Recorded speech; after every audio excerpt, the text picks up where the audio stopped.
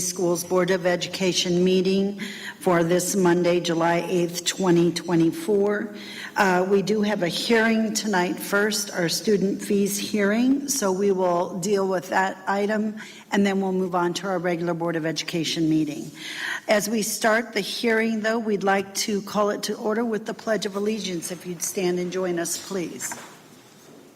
I pledge allegiance to the flag of the United States of America and to the republic for which it stands, one nation, under God, indivisible, with liberty and justice for all.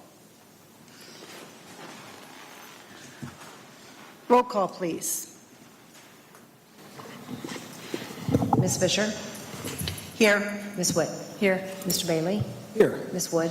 Here. Mr. Lotus? Here. Thank you. We will need a motion to excuse the absence of Mr. Madler this evening. If someone would like to make that motion, please. Yes, I'll make a motion to excuse Mr. Madler from the meeting. Mr. Bailey, and second? Second. We have a motion by Mr. Bailey and a second by Mr. Lotus to excuse the absence of Mr. Madler this evening. Roll call, please. Ms. Witt? Yes. Mr. Bailey? Yes. Ms. Wood? Yes. Mr. Lotus? Yes. Ms. Fisher? Yes. Motion carried. Thank you. I want to bring everybody's attention to the fact that we do have the open meetings law posted as you come into the room, and we do allow for public comment in several places throughout this meeting, at the hearing, and then at the regular board meeting for items not on the agenda as well as on the agenda.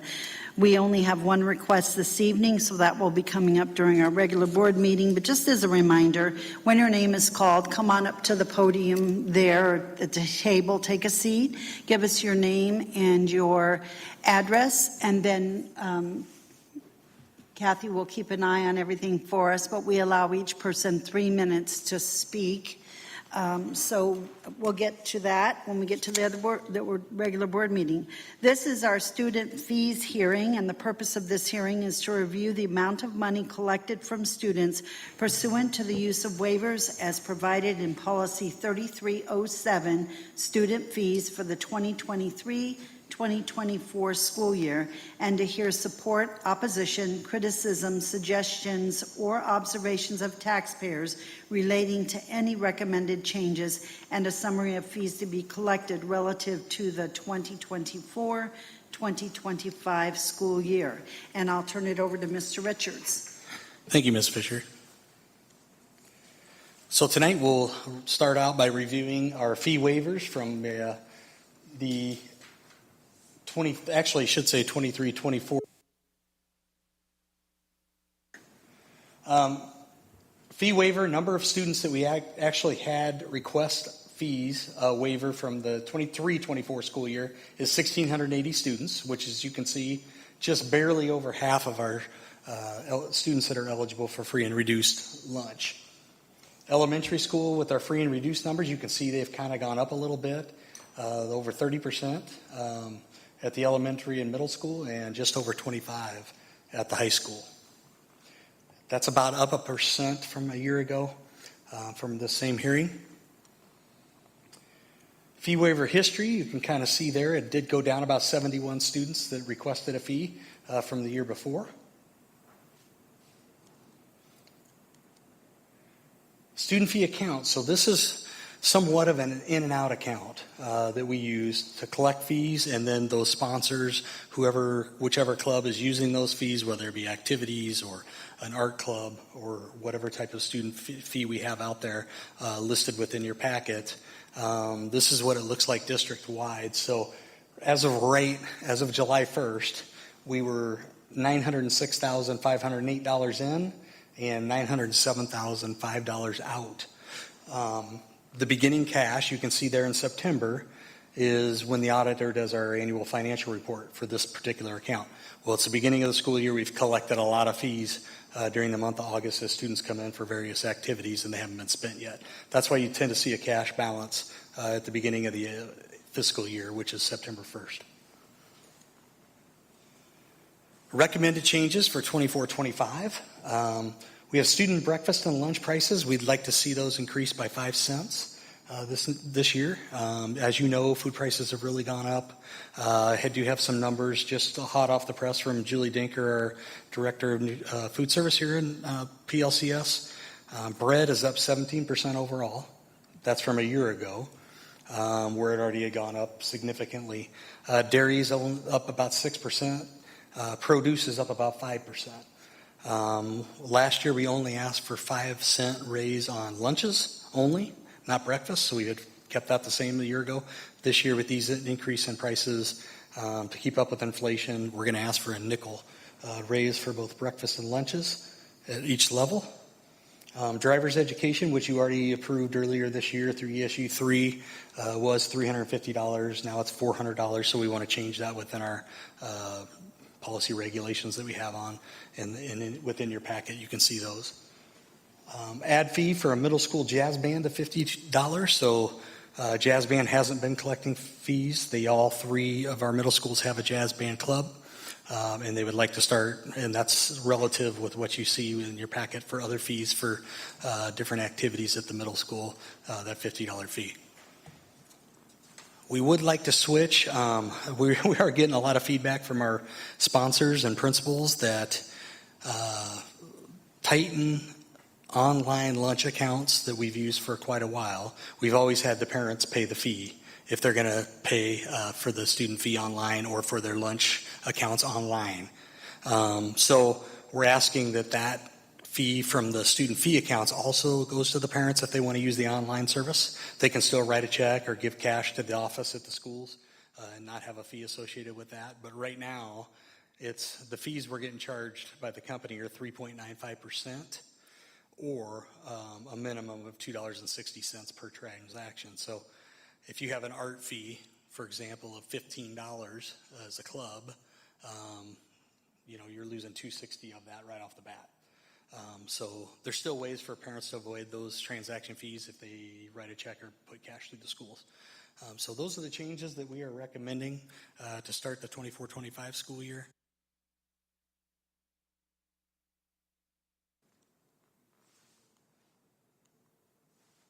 I think that's it anyway, but it's kind of froze on me again, Matt. But are there any questions, comments by the board with that information? What is the intent of the middle school jazz band $50 fee? What's the usage intent? Typically, if they want to get into a competition, they like to buy shirts for the club. It usually goes back to the students and what they do within that club. Most of them do buy shirts right off the bat, so there's $10, $15. It could be for supplies for the jazz band, related instruments and that type of thing. Travel if they want to go to a competition. Okay, thank you. Mm-hmm. Brett, I know that one of the things we keep a close eye on with breakfast and lunch prices is how we compare to the metro. I'm certainly not looking for a district-by-district breakdown, but as a general sense, are we high, are we low, are we someplace in the middle? We tend to be probably below average a little bit in our lunch prices. For example, I think Millard is at $3.85 per lunch, which puts us about 20 cents below them. So I think it's a good area that we're at. The reason why we're able to keep our prices so low is we have a very efficient food service department, to be honest with you. Other districts that outsource, like a Millard, like some other districts in the area, their lunch prices tend to be much higher. They're just not as efficient in what they do with wages and food costs and ordering. And, the ones that have done really well over the years tend to stay in the black, which we are in our lunch service, and that's how we're able to keep the lunch prices down. I will give you that information. We do. A lot of them haven't done this yet. They haven't decided on their lunch prices at this point. They'll probably do so this month or first meeting in August. So we just haven't got that feedback from a lot of districts. We did get about 4 of them back, and we fall below average just like we have in the past. I appreciate Julie and her team working so hard to keep prices low. I remember we had this discussion last year for prices, and I know Val and I both commented that, for what you can get for these prices is fantastic. And like I said, we really appreciate how hard Julie and her team work to keep it that way. So thank you very much. Yeah, thank you. So how do we encourage parents that are eligible for the free and reduced program to take advantage of not having to pay fees? Is there a promotion that goes out? Is it done club by club, or how do we move forward to make sure that parents understand that's something they're eligible for and then take advantage of that? Yeah, typically, I mean, it goes through school newsletters, through the coaches or sponsors, letting, their students know that if you can't afford a certain fee, that this is available. It's a good idea. I think, we probably need to do a better job of reaching out through our communications department from a district level to encourage, schools to take advantage of that. But I think, looking at the numbers, feel pretty good about, over half of our kids are applying for those fee waivers in our schools. So that's good to see, because over half of our kids are probably, maybe not doing those activities too. So I think we're hitting a lot of them. But you're right. I think there could be a better effort, no doubt about it, to encourage the schools to put in the newsletter, those type of things to get word out that we have those available. Could some of those fees be, it's a percentage of students, but not all students maybe purchase lunch, or not all students participate in an activity, so the percentage maybe of those students, a majority of those free and reduced may already be applying for those. You don't have that data, actually. That's the way I would read it too, Okay. yes. Mm-hmm. Yeah, no, and I agree with the, adding in the online processing fee for that to be recouped. I mean, it's either we recoup it at that point, or we end up having to raise fees to have enough money in the accounts to, support these activities and athletics. And I mean, you see it in a lot of businesses now with credit card fees, just having to pass that along back to the consumer because they just keep going up. So Yes, they do. Yep. Kind of like an ATM fee when you're going to get cash out of the bank, or you're probably going to pay one most of the time. yeah. You're paying for that convenience. Any other comments from the board? Seeing none, we will call our hearing closed at 6:12, and we'll move into our Board of Education meeting. We've already gone through our call to order. We are to communications, and first item is public comment for items not on the agenda. We do have a request this evening. Mr. Alan Hansen, if you'd like to join us here at the table there. State your name and address, and you'll have 3 minutes after that to share your information with the board. Welcome. Alan Hansen, I live at 802 Bailey Drive here in the Pavilion. Before I get started on that, I would like to acknowledge. There you go. You say that again? Go ahead. Okay. Alan Hansen, 802 Bailey Drive here in Papillion. Before I get started, I just wanted to say to our superintendent, I was able to be at the DARE graduation at Patriot Elementary, and you did an excellent job with the kids, and you all should know that. He did a really great job. Thank you. The topic I bring to you tonight is one that I called the school board about office here about a year ago, and somebody was going to get back to me, and they haven't yet, so I'm going to bring it to you tonight. I'm just going to read the letter that I've prepared for you all, and I think it's got the information I want to get to you. I write this letter and come before you today to talk about the need to expand our performing arts program, specifically to seek the addition of an orchestral program. The music program is often viewed as ancillary to academics in many school systems. I would argue that it's part of the core program of any school system. The benefits of music education are well known and well documented. Among the benefits are confidence building, which is a key child development task as outlined by Erickson. Creativity, teamwork, coordination, auditory skills, relaxation, and language development. In addition, there is brain development advantages.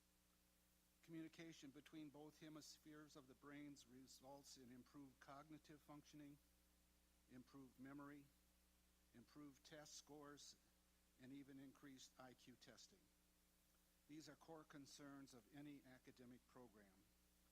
Let me also suggest that music touches the soul of the person and the community and increases the quality in both.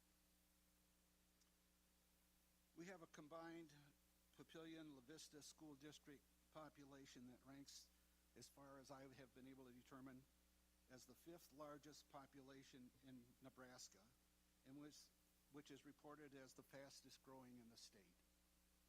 The school district itself has a population which is the 4th largest in the state, only behind Omaha, Lincoln, and Millard. And yet we offer no orchestra program.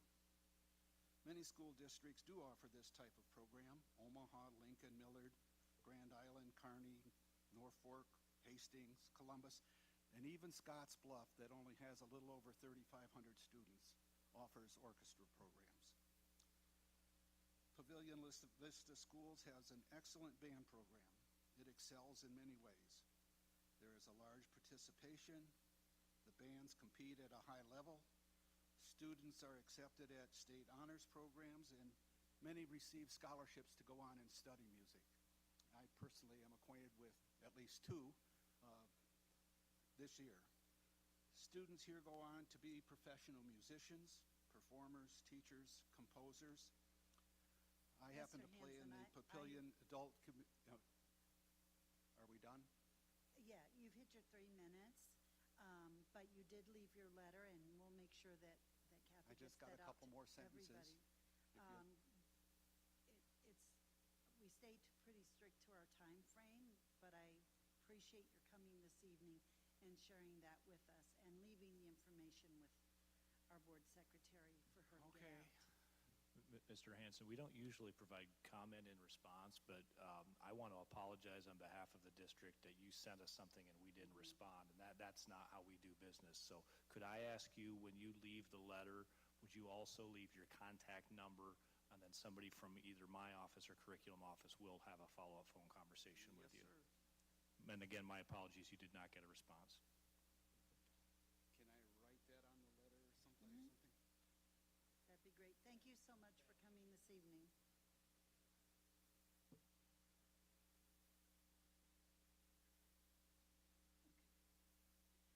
Moving on now to our next item, Superintendent's Report. Dr. Rickley? Thank you very much, Ms. Fisher, members of the board. Happy Monday, everyone. And for our audience members who are in attendance, thank you for being here, as well as those that are watching online. Thank you for engaging with your school district and with your Board of Education. First and foremost, I hope everybody had a wonderful Independence Day holiday, in spite of some of the crummy weather we've had with rain and hail and some people having some property damage done. Ended up being a nice day, and hopefully all of our families and students had a safe and relaxing holiday celebrating our nation's birthday. Also wanted to give just a very brief update on some of the buildings that Mr. Richards and his team are working on. The summer months are some of our very busiest months when it comes to facility work. The 4 elementary schools, Trumbull, Parkview, Terra, and Hickory, are continuing on progress. We'll be talking a little bit more about the young adult transition program tonight. 2 middle schools will be moving into the design phase soon, and Brett and his team have done some wonderful work with the baseball and softball fields. But more on that later in the presentation. Also from the HR world, wanted to share with the board and community, we shared the regretful news at the last board meeting about Mr. Yano Jones passing, and how our sympathy and thoughts go out to Nissa and her family as they go through that very difficult time. Out of respect for the family, we've tried to create a little bit of distance before posting that position, but Dr. Settles and her team posted that position. It's a little bit unusual to be filling an administrative position over the summer months, but Dr. Settles and her team always do an outstanding job, and I believe we've already had some internal interest. Also wanted to share that the boardroom is slowly coming along thanks to Matt Moore and the technology team. You'll see this screen is up. We will have some screens on this wall and immediately to the north, as well as a timer which will help with our public comment section. So we're slowly getting some of the board room upgrades completed. The last thing that we need to complete is the podium to house the AV equipment. So hopefully we'll have a new look boardroom and some enhanced audiovisual options as we transition to our next meeting at the end of July. Also wanted to congratulate Dr. Villarreal and his communications team. They will travel next week to the National NSPRA Conference, which I believe is in Seattle, Washington. And there the district will receive the NSPRA Gold Medallion Award. NSPRA is the National School Public Relations Association. It is the professional organization that represents communication professionals that work in K-12 settings. I believe this is at least the second gold medallion that this district has been, that specifically the communications department has received recognition for. This latest one was for the bond campaign, the 2023 bond campaign, and some of the innovative strategies we use. So Dr. V, congratulations to you and your team and the good work that you've done. And as Iman before, we're really excited to receive that recognition. On the legislative end, I know that all of our taxpayers and the board have been probably following in the media. Governor Pillen has been holding a host of town hall meetings across the state of Nebraska talking chiefly about property tax reductions. And though the EPIC ballot initiative failed, that came in on July 3rd. It was announced, I believe, a day or two ago. The governor is highly motivated to do something about property taxes, which will culminate in the special session, which begins on July 25th. Details are scarce. Brett briefed our superintendent group this morning. We do not have a bill or a series of bills that we can review and then make recommendations to the board. All we really have heard at this point are concepts. So we anticipate as we get closer to that July 25th that hopefully some bills will be dropped and we'll know a little bit more. I think it's likely, based on what he is saying publicly, that sales tax increases are probably likely. Closing some sales tax exemptions, probably likely, as a way to fund his proposal, which, as you saw in the World Herald and other media outlets, he wants to fund K-12 exclusively through state dollars rather than a combination of state dollars and local property tax dollars. So lots and lots of questions out there, but Brett and I have a meeting scheduled with Mr. Gaeta to discuss next steps. And finally, prepare ourselves for a gigantic groan coming up from every household across the district. We are thinking about the first day of school, which falls on August 13th. So I know it doesn't seem possible. We're already talking about back to school, but our all-staff opening will be on August 8th. Board members are absolutely invited to attend, and we've always had a really great turnout of board members, but August 13th will be here before we know it. So parents, kids, getting back into some of those good sleep hygiene patterns, and we can't wait to see in about a month. And with that, Ms. Fisher, I'll conclude my superintendent comments.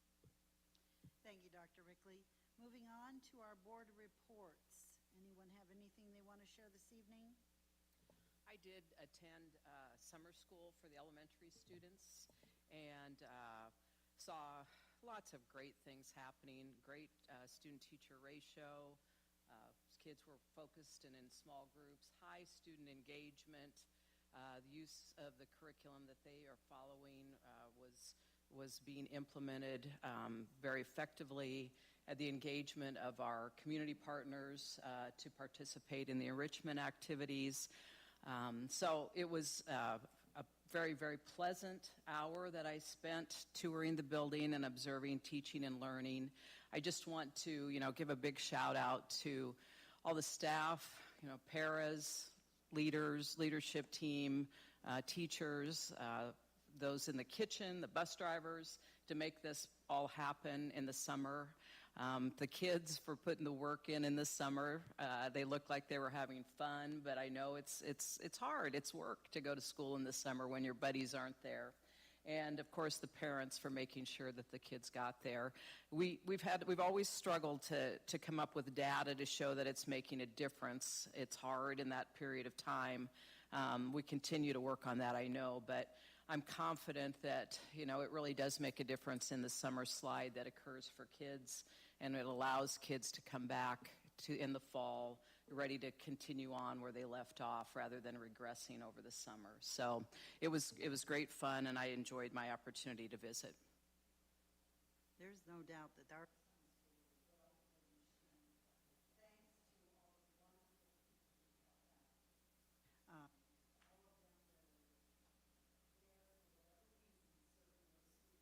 families. It's just amazing. Anything else? quiet during the summer, so we don't see as many. Moving on to our committee reports, Buildings, Grounds, and Finance. We have not met since last meeting. We have a meeting scheduled for this Friday morning. Human Resources and Student Services, No meeting coming up. Curriculum and Americanism.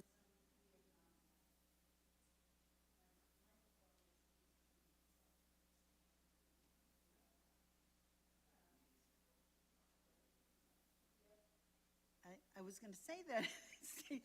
We do have that scheduled for tomorrow, so we'll be meeting with, for Curriculum and Americanism. You switch out?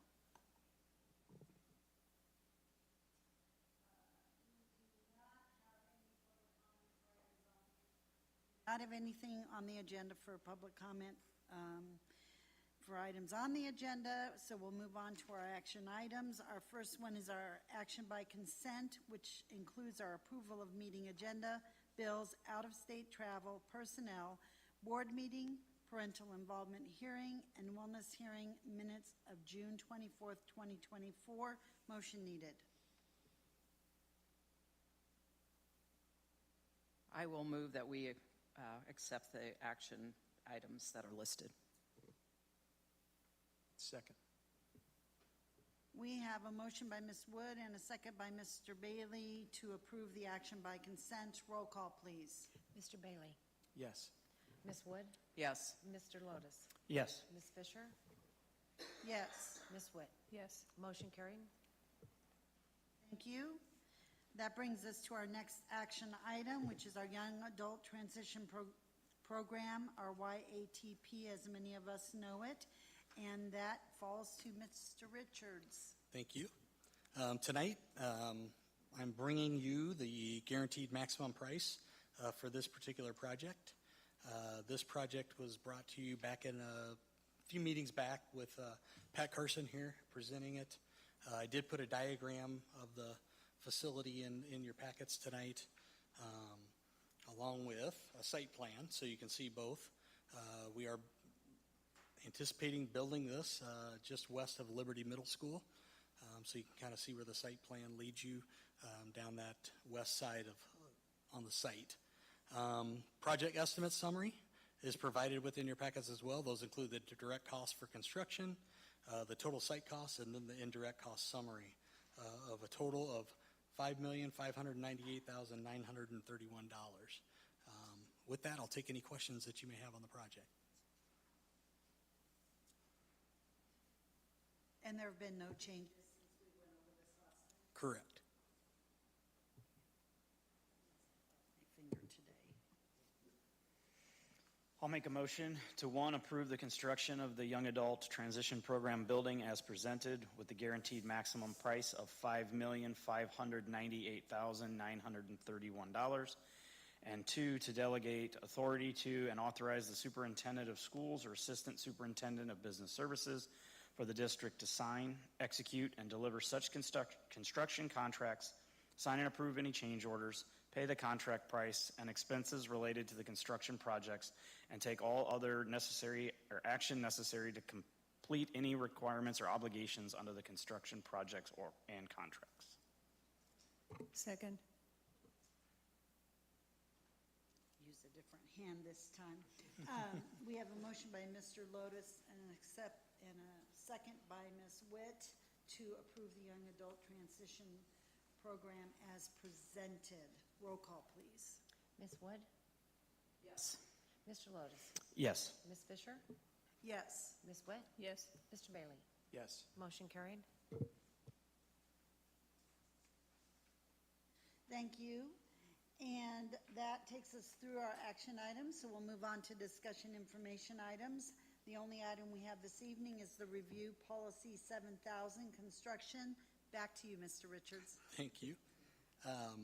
I have reviewed the policies myself. I do not see anything in there that needs to change. I know we did some work on this 7000 series a year ago, so it looks pretty good to me. But if any of you have any items that you see over the next week, let us know. We got a Buildings Grounds Finance Committee meeting Friday. We can review those and talk about those then and bring them back to the board.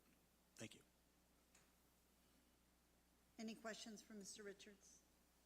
Seeing none, That is the end of our agenda for this evening. I'll bring everybody's attention to the future board calendar, and that is our Board of Education meeting at 6 p.m. here in the central office on July 22nd, 2024. And with that, we will call our meeting adjourned at 6:30 p.m.